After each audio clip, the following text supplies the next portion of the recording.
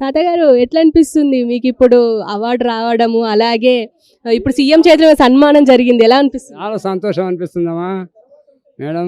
ఇక ఇంతకన్నా గొప్ప మేము చూస్తాం. ఇక జీవితం అన్నందుకు భగవంతుడు చూస్తున్నాము.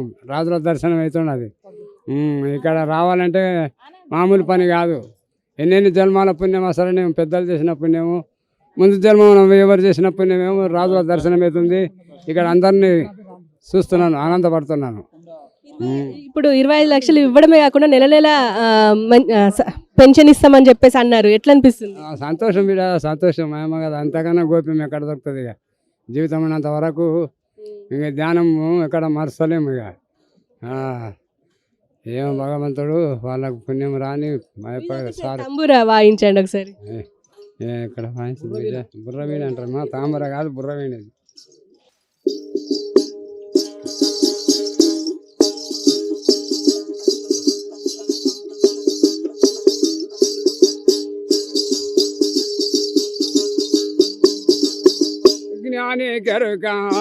జ్ఞాని గరుక సుజ్ఞానుల మరుగు జ్ఞాని గరుక.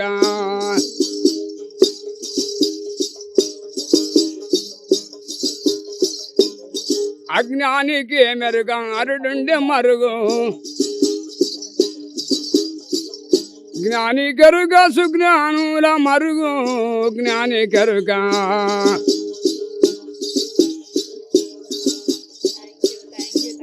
Thank you very much. చేటి గున్న వేణుగ గరుక. అడవి దుక్కులు దున్నకే మెరుక జ్ఞాని గరుక.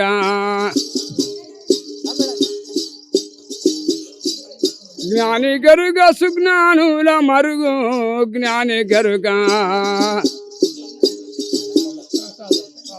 జయ Sriram. Thank you very much. నా పేరు టమ్టమ్ జాంగీర్. మేము హోలియాదాసర్ సంక్షేమ సంఘం స్టేట్ ప్రెసిడెంట్గా పనిచేస్తున్నాను. మా జాతిముత్యానికి మా జాతిరత్నానికి పద్మశ్రీ అవార్డు రావడం మేము నిజంగా భారతదేశంలోనే మొట్టమొదటిసారిగా మా జాతికి రావడము మేము గర్వించుతున్నాము. కేంద్ర ప్రభుత్వానికి, ఇక్కడ రాష్ట్ర ప్రభుత్వానికి నేను అభినందనలు తెలియజేస్తున్నాను. ఎందుకంటే మా జాతిలో ఇప్పటివరకు ఎంతోమంది కళాకారులు ఉన్నారు, కానీ ఎవ్వరికి ఇప్పటివరకు ఏ ప్రభుత్వం మాకు ఆశించిన ఫలంగా ఇవ్వలేదు.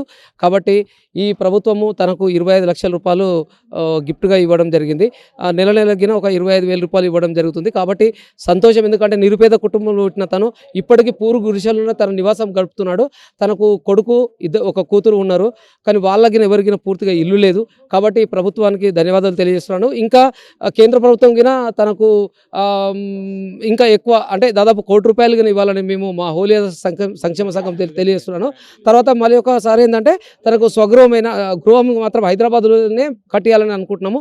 కాబట్టి వాళ్ళ కుటుంబానికి ప్రభుత్వాలు ఆదుకోవాలని మా హోలియాదాస సంక్షేమ సంఘం తరపున నేను ప్రాధాయపడుతున్నాను. Thank you. అట్లనే ఇప్పుడు చిరంజీవి గారికి ఇప్పుడు 2వ అవార్డు, మళ్ళీ వెంకయ్యనాయుడు గారికి ఇప్పుడు లేట్ అవార్డు అంటున్నారు. ఎలా అనిపిస్తుందండి ఇప్పుడు అవార్డ్స్ ఇలా ఇంత పెద్ద ప్రోగ్రామ్ ఏర్పాటు చేసి మరి అందరికి సన్మానం చేయడం ఎట్లా అనిపిస్తుంది? చాలా హ్యాపీగా అనిపిస్తుంది. ఎందుకంటే రేవంత్ రెడ్డి గారు వచ్చిన నుంచి ఎందుకంటే ఎవరినైనా గుర్తుపట్టి కనీసం ఇటువంటి వాళ్ళని తీసుకొచ్చి తెర మీదకి తీసుకొస్తుండు. కంగ్రాచులేషన్ రేవంత్ రెడ్డి గారు. మేము ఆయనకు ఇట్లాంటి వాళ్ళని కాకుండా ఇంకా ఇంకా ఇంకా నిరుపేద కుటుంబాలు ఉన్నాయి, వాళ్ళకి తన ప్రోత్సాహం ఉండాలి. కేంద్ర ప్రభుత్వం నుంచి జరిగిన ప్రోత్సాహం ఉండాలి. చిరంజీవి గారికి వచ్చినంత మాత్రాన్ని కాదు, మాకు నిరుపేద కుటుంబాలకు వచ్చింది చాలా హ్యాపీగా ఫీల్ అవుతున్నాం. నిరుపేద కుటుంబాలు కావాల్సింది, డెవలప్మెంట్ చేయాల్సింది ప్రభుత్వాలు, కాబట్టి మేము చాలా గర్వంగా ఫీల్ అవుతున్నాం.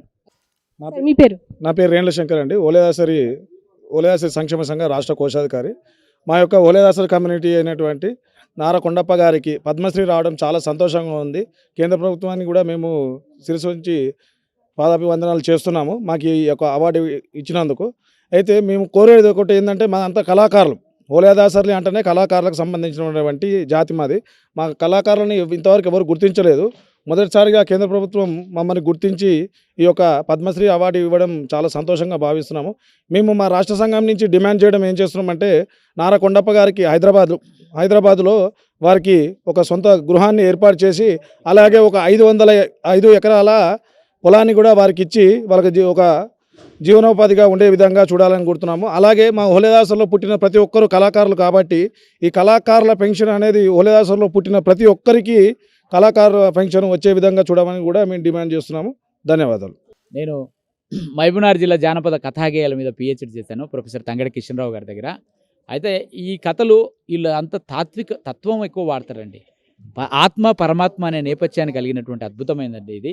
ఇది ఈ జానపద వాయిద్య సాహిత్యంలో దీన్ని తంత్రి వాయిద్యం అంటారండి. తంత్రి వాయిద్యం అంటారు. అయితే ఇది ఇప్పుడు ఈ బలగం సినిమాలో అద్భుతమైన పాట పాడిండు. శివుని స్తుతిస్తూ అద్భుతమైన బలగం వేణుగారు డైరెక్టరు. చాలా కానీ ఇట్లాంటి మట్టిలో మాణికాలకు ఈ అవార్డు రావడం అనేది చాలా సంతోషం. రాష్ట్ర ప్రభుత్వానికి, కేంద్ర ప్రభుత్వానికి హృదయపూర్వకమైనటువంటి నమస్కారాలు తెలియజేస్తున్నాను. ఈ మహబూబ్నగర్ జిల్లాలోనే ఎక్కువగా ఈ తాత్వికులు ఉన్నారు. ఎక్కువ తత్వాన్ని గురించి వాడేవారు. ఈ వేపూరి హనుమత్ దాస్ కానీ, తర్వాత మాదిగ ఇద్దాస్ కానీ, ఇటువంటి బుచ్చయ్య ఇంకో ఆయన కూడా ఉన్నాడు తత్వాలు. ఆయన కూడా బాగా చాలా మటుకు నారాయణపేట ఏరియాలో అక్కడ ఈ తత్వాలు ఎక్కువ వాడతారు అన్నట్టు. మనిషి సక్రమైన మార్గంలో ప్రయాణం చేయడానికి, ఎందుకంటే ఇప్పుడు తరుగుతున్న మానవత్వ విలువలు పెరుగుతున్న వృద్ధాశ్రమాలు. ముసలోడు ఏదో సినిమాలో జోక్ ఏదైనా పాత వస్తువు వేరా అంటే మా ముసలోడిని ఏమంటావా అంటే వస్తువు లేక మారిపోయిండు మనిషి. అది జోక్ కాదు. నిజ జీవితంలో కూడా వాళ్ళ తత్వాలు, వాళ్ళ మాటలు ఎవరు కౌన్సిలర్ అవసరం లేదు. కుటుంబంలో వాళ్ళే మంచి గైడెన్స్ చేస్తారు. కాబట్టి వాళ్ళ మాటలు కానీ ఇటువంటివి చాలా మనిషిని ప్రేరేపిస్తాయి. కాబట్టి ఈ తత్వాలలో అద్భుతమైన నేపథ్యం ఉంటుంది. ఈ కొండప్ప గారు ఈ కన్నడలో కూడా వాడతాడు. కన్నడ కూడా మీరు పాడించుకోండి. కన్నడలో కూడా వాడతాడు. 4-5 పాటలు తత్వాలు అద్భుతంగా వాడతాడు. ఈయన 2 రాష్ట్రాలకు సంబంధించినోడు. అంటే ఈయన సాహిత్యం అనేది కన్నడికలో కూడా ఆయన మమేకం చేస్తాడు. నారాయణపేట అంటే బౌండరీ లైన్ ఉంటుంది కదండి. అసలు వీళ్ళు పూర్వీకులు శ్రీకృష్ణదేవరాయల కాలంలో యక్షగానాలు ఆడుతూ, తర్వాత పాటలు పాడుతూ, రకరకాలైన బయలాటలు ఆడుతూ వాళ్ళందరూ మెప్పించేవాళ్ళట వీళ్ళ తాతలు. వీళ్ళు నాలుగు దాదాపు ఇలా వాళ్ళ వెంకప్ప, తర్వాత జేజీ, తర్వాత ఎవరు జేజీ నారకొండప్ప, ఎంకప్ప, నారకొండప్ప, తర్వాత మీరు, అట్లా ఇన్ని తరాల నుంచి వాళ్ళు వంశపారంగా వస్తుంది. అది ఇన్స్ట్రుమెంట్ ఉంది కదండి, తంత్రి వాయిద్యం. అది 3 తీగలు ఉంటాయి. పాట తీగ, మధ్యలో మధ్యలో మందార తీగ, తర్వాత పాట తీగ ఉంటుంది. దగ్గర ఉన్నటువంటి వస్తువులను కేవలం సోరకాయ తీసుకొని దానిలో ఇత్తనాలు తీసేసి తయారు చేసుకుంటారు. ఏమైనా ప్రాబ్లం అయినా కూడా అప్పటికప్పుడు కట్టుకుంటారు. అదే పెద్ద శాస్త్రీయ వాయిద్యం వీణ ఉంది కదండి, దాన్ని చేయాలంటే చాలా కష్టమవుతుంది. అది శాస్త్రీయ నేపథ్యం ఉన్నటువంటి. కానీ శాస్త్రీయ సంగీతాన్ని కూడా జానపదుల సాహిత్యం నుండి వచ్చింది. అట్లా ఈ పాటలైనా ఏవైనా శ్రమైక జీవన సౌందర్యం నుంచి ఉద్భవించినాయి. మనసు పొంగినప్పుడు, గుండె చెదిరినప్పుడు పదాలు పెదాలపై దొర్లుతాయి, పాటలై పరిమళిస్తాయి. ఏటిగట్లు, ఎలమందలు, ఆమని పిలుపులు, కోకిలల పాటలు, అటువంటి పాటలతో మమేకమైంది. మనిషిని ప్రశాంతపరచడానికే, మనిషి మానసికంగా ఉత్తేజపరచడానికే, మనిషిని విజ్ఞానం వైపు పయనించడానికి తాత్విక గేయాలంటారు. దీన్నే మార్మిక గేయాలంటారు. కాబట్టి ఇటువంటి ఈరోజు మాకు చాలా సంతోషం. రీసెర్చ్ స్కాలర్గా నేను చాలా గర్వపడుతున్నాను.